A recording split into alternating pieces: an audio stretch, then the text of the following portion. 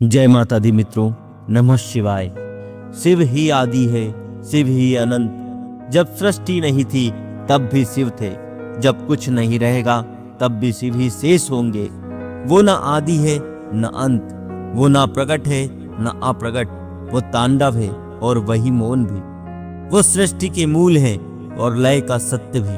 और उन्हीं शिव का प्रिय मास है श्रावण मास, एक ऐसा मास जब त्रिलोक का हर जीव, हर साधक, हर देवता केवल एक ही नाम जपता है, हर हर महादेव, जय भोलेनाथ। आज हम एक ऐसी यात्रा पर चलेंगे, यहाँ हम जानेंगे श्रावण मास का दिव्य रहस्य, उज्जैन के महाकाल की सत्य कथा और शिव जी के ऐसे चमत्कार जो आज भी शास्त्रों में वर्णित हैं और हृदय को भीतर तक हिला देते हैं। श्रावण मास का रहस्य। श्रावण मास केवल एक धार्मिक पर्व नहीं, वह स्वयं महाकाल का बुलावा है।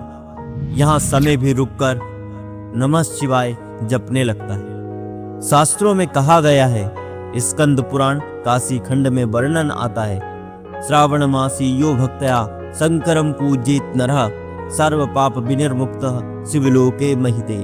अर्थात जो मनुष्य श्रावण मास में श्रद्धा से शंकर की पूजा करता है, वह सभी पापों से मुक्त होकर शिवलोक को प्राप्त करता है। श्रावण मास शिव जी का प्रिय क्यों? जब समुद्र मंथन हुआ, देवता और दानव दोनों चाहते थे अमृत, लेकिन सबसे पहले निकला कालकूट विष। वो विष इतना प्रचंड था कि तीनों लोग जल उठे। उस समय भगवान शिव ने बिना किसी से पूछे उस विष को अपने कंठ में समा लिया।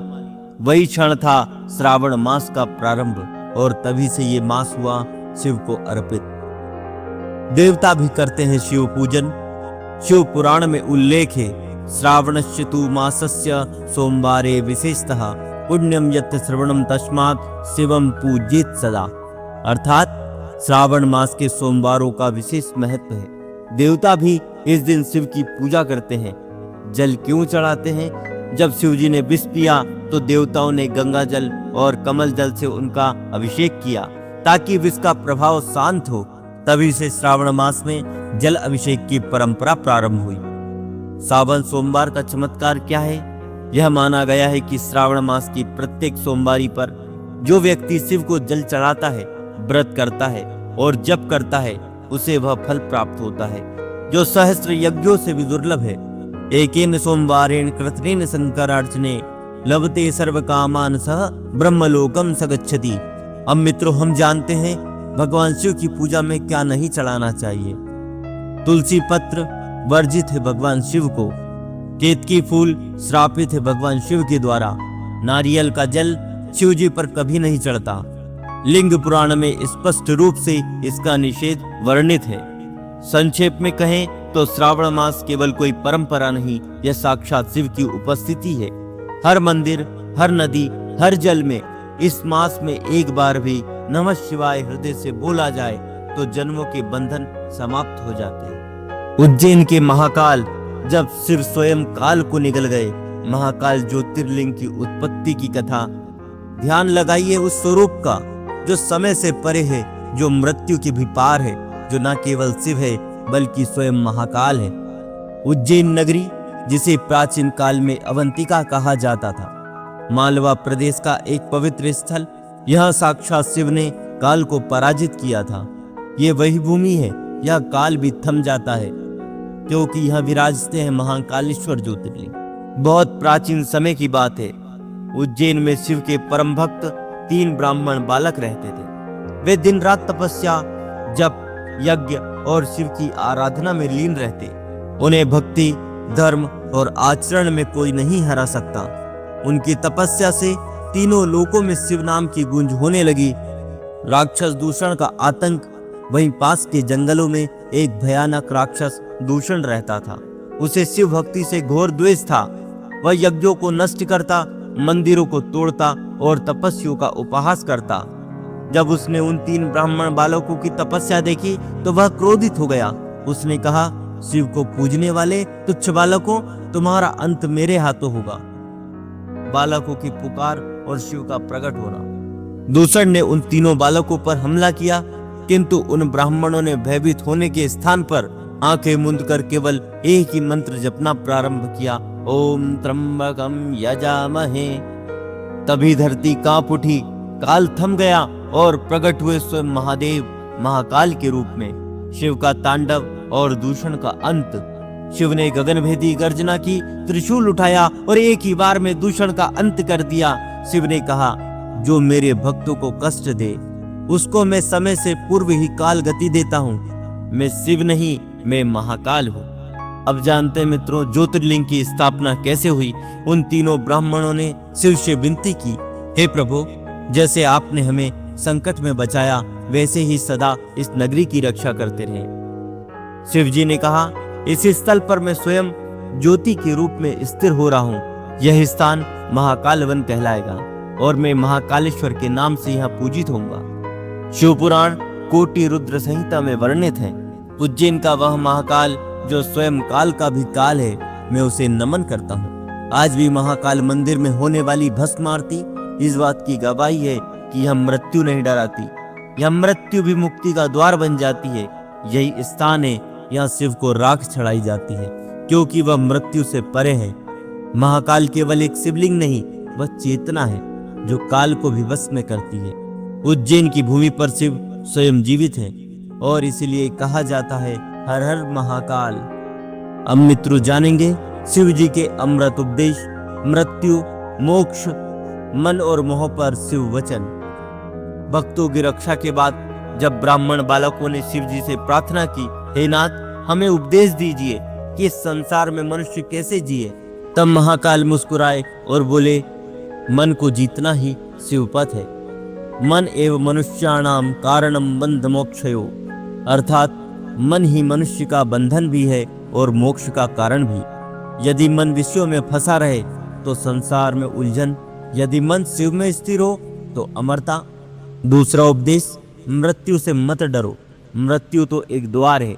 शिव जी कहते हैं, मैं शरीर नहीं हूं, मैं आत्मा हूं। अर्थात मृत्यु केवल देह की है। जो शिव को पहचान ले वह मृत्यु से परे हो जाता है। तीसरा उपदेश, लोभ, मोह और क्रोध तीन शत्रु हैं। लिंग पुराण में शिव जी का वचन है, लोभो नाश्यते धर्मम, क्रोधो नाश्यते श्रुतम, मोह सर्वविनाशाय तस्मात् एतानि वार्येत्। अर्थात लोभ धर्म को नष्ट करता है, क्रोध ज्ञान को नष्ट करता है, मोह पूरे जीवन को नष्ट कर देता है। जो इन तीनों को जीत ले वही मेरा सच्चा भक्त है। चौथा उपदेश, सेवा सबसे बड़ी साधना है। मात्र पितृ सेवाया तुष्यहम भक्तो मम सदा। अर्थात जो अपने माता पिता की सेवा करता है उसके प्रति मैं सदा प्रसन्न रहता हूँ। सच्चा मंदिर माँ बाप के चरणों में है, जो वहां झुक गया उसे मुझ तक आने की आवश्यकता नहीं। पांचवा उपदेश, नमः शिवाय, मोक्ष का मंत्र। यह पंचाक्षर मंत्र केवल शब्द नहीं, यह जीवन की कुंजी है। शिव नाम मंत्र जपेन सर्वदोषाः विनश्यन्ति। अर्थात सिर्फ ओम नमः शिवाय का जप सभी दोषों को भस्म कर देता है। शिव की अंतिम वाणी इस कथा में, जो जीवन को समझना चाहता है वह पहले मृत्यु को स्वीकार करे। जो मृत्यु को जीतना चाहता है वह मन को बस में करे, और जो मुझे पाना चाहता है वह मोह और लोभ को त्याग दे। मैं मंत्रों से नहीं, प्रेम से बंधता हूँ। मित्रों, शिव जी के ये उपदेश केवल पढ़ने या सुनने के लिए नहीं, जीवन में उतारने के लिए है। श्रावण मास में यदि आप एक भी उपदेश को आत्मसात कर लें तो इस जीवन में शांति और अगले जन्मों में मोक्ष निश्चित है। श्रावण मास वो दिव्य समय जब शिव स्वयं पृथ्वी के समीप होते हैं। यहाँ एक बेलपत्र, एक ओम, एक लोटा जल जीवन को अमृत बना सकता है। लेकिन प्रश्न यह है, कैसे करें शिव की भक्ति इस श्रावण में, और क्या सावधानी रखें कि पूजा सफल हो। तो सबसे पहले जल अभिषेक। शिव को जल चढ़ाना क्यों सर्वोत्तम है? श्रावण मास में जो भक्त श्रद्धा से शिवलिंग पर जल चढ़ाता है वह सभी पापों से मुक्त होकर शिवलोक को प्राप्त करता है। ध्यान रखें, तांबे के लोटे से जल चढ़ाएं। ओम नमः शिवाय कहते हुए उत्तर दिशा की ओर मुख कर चढ़ाएं। दूसरा, सोमवार व्रत। शिव जी को प्रिय दिन। जो श्रावण के सोमवार को व्रत करता है उसके सारे दुख समाप्त हो जाते हैं।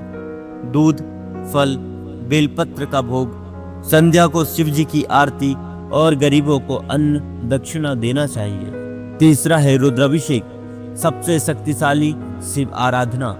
रुद्र अभिषेक नास्ति पुण्यम त्रिषु लोकेषु च, अर्थात तीनों लोकों में रुद्र अभिषेक के समान कोई पुण्य नहीं। कैसे करें? पंचामृत बनाकर दूध, दही, घी, शक्कर और शहद से पंचाक्षरी मंत्र जप करें। शिव चालीसा या रुद्राष्टक का पाठ करें। एक एक बिल्व पत्र चढ़ाने से करोड़ों जन्मों के पाप नष्ट हो जाते हैं। ध्यान देना, 3 पत्तों वाला बेलपत्र साफ हो, टूटा ना हो और ओम नमः शिवाय बोलकर चढ़ाएं। 5वां, शिव ध्यान और जप मानसिक शुद्धि के लिए। शिव जी कहते हैं, जो प्रातः, मध्याह्न, संध्या और रात्रि में मुझे स्मरण करता है वह सभी पापों से मुक्त हो जाता है। क्या करें? प्रतिदिन 108 बार पंचाक्षर मंत्र का जप करें। ध्यान करें शिव जी की शांत मुद्रा में। रात्रि को शिव स्तोत्र या शिव तांडव स्तोत्र का पाठ करें। श्रावण में क्या नहीं करना चाहिए? तो श्रावण में हमें तुलसी पत्र शिव जी को नहीं चढ़ाना चाहिए। केतकी का फूल वर्जित है भगवान शिव को। शिव पूजा के बाद बिना मंत्र के शिवलिंग स्पर्श न करें। झूठ, क्रोध, मद्यपान, मांस पूर्ण त्याज्य होना चाहिए। श्रावण मास एक अवसर है शिव से जुड़ने का, मन को शुद्ध करने का और मोक्ष की ओर पहला कदम बढ़ाने का।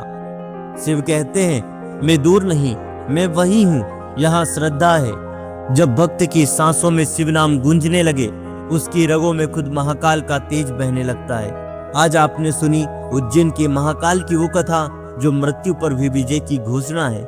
लेकिन याद रखना, कथा सुनकर जाना नहीं, कथा को जीना पड़ता है। अगर आप सच में शिव भक्त हैं और इस वीडियो को केवल देखने तक सीमित मत रखो, इसे शेयर करो और कमेंट में लिखो हर हर महादेव, ताकि आपकी आवाज शिवलोक तक पहुंचे। और हाँ, ऐसी ही सच्ची शास्त्रों से निकली शिव कथाएं, उपदेश और चमत्कारी रहस्य जानने के लिए अभी चैनल को सब्सक्राइब करो शुभ आध्यात्म दर्शन, क्योंकि यहाँ हम बातें नहीं करते, सनातन को जीवंत करते हैं। हर हर महादेव। फिर मिलेंगे एक नई कथा, एक नए रहस्य के साथ। तब तक अपना मन शांत रखो और नाम लो उस महाकाल का जो मृत्यु से भी परे है। जय माता दी।